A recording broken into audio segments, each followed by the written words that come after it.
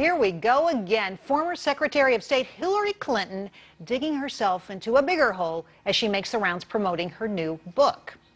We all remember when she made her comment about leaving the White House, quote, dead broke. Well, she's at it again in an interview she did with The Guardian. Let's get right to it. Joining me now in our financial panel, CEO of Anthem Vault, Anthem Blanchard, Alan Haft, author of You Can Never Be Too Rich, and A&G Capital President Hillary Kramer. Welcome to all of you. Thanks for being here. Hillary, I'll start with you. So this just struck me as crazy, Hillary saying that she's not wealthy. How did you respond to that? She's filthy rich. It's a disgrace, and Hillary Clinton has dug her own hole. She will never be president of the United States after a comment like that. She'll never get beyond it. The whole reason that Bill Clinton became president in the first place is he was that everyone's man, and he spoke to everyone, and now they are in the inner sanctum. They are in the elite, and then to make it worse, they have Chelsea. So there's 3 of them that are going about the country, you know, trotting around, picking up big amounts of money, and seemingly not working for it. Well, Alan, I thought that the whole thinking here was that she was trying to align herself with her Democratic roots and saying, I'm one of you, I don't have a lot of money. How did it read to you? What did you make of her comments?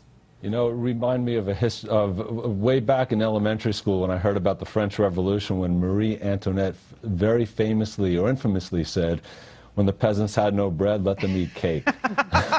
Reminded me of that, Jerry.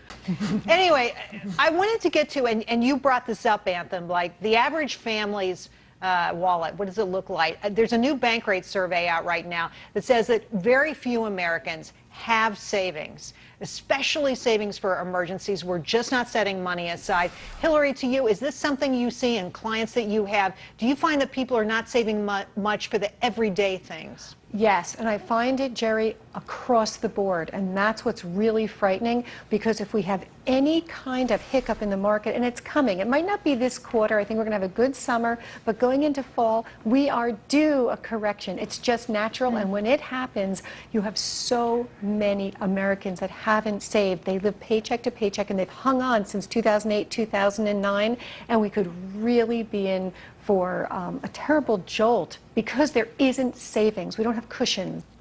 Alan, we talked earlier in the day about a new survey that shows that folks should change jobs to get a pay raise, because if you stay at the same employer for a long time, you're not going to get big bonuses, big money over time. These folks right now experiencing 3% wage increases, and inflation is taking away the vast majority of that.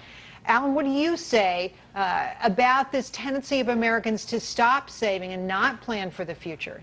Yeah, I mean, changing jobs might get you an increase in pay, but a lot of times what I see is when people get more money in their pocket, they're just spending more. So it's so I don't know if that actually solves the problem. I don't think that's really what's going on. The problem is that we have such a jobless recovery. People aren't making the money, and therefore it makes more sense to go and spend it at Coach and Cracker Barrel, let's say, because it's just a few dollars that you'd be putting in the bank, so why not indulge? And so education really won't help, and jumping around. I totally agree with that, Jerry, but so to play into that, people that are very poor happen to play the lottery a lot, right? So I think there's something called prize-linked savings that are basically outlawed in this country in most states except for Michigan. Michigan has put into force. I've never heard of that. What is that? Prize-linked savings it's a savings account where a very small portion of the interest goes into what's basically a lottery, a sweepstakes. It was just for the first time about a couple weeks ago, somebody named Billy Joe Williams, a 78-year-old woman, put $75 into a prize-linked savings account, and she won $100,000. Wow. So it plays into the mentality that the public has, which is if they have very little money, what's their big hope and dream is to make a lot of money through the lottery. So this kind of solves both parts of it. But the problem is, I don't think it solves anything at all, I got to tell you. I think, you know, wagering away, betting away your savings is always a bad idea. Unfortunately, I'm sorry, it's not wagering away the savings, it's saving money with a very small portion of the interest going into a sweepstakes, and it's been very successful around the world. It can't be adopted here in the US. We'll check it out, Alan. It sounds like an interesting idea. We'll have to do a segment on it. Thanks for coming on, Alan. Hillary, Anthem, great to hear from you. Great panel. Thanks so much for your time. Thanks for having us.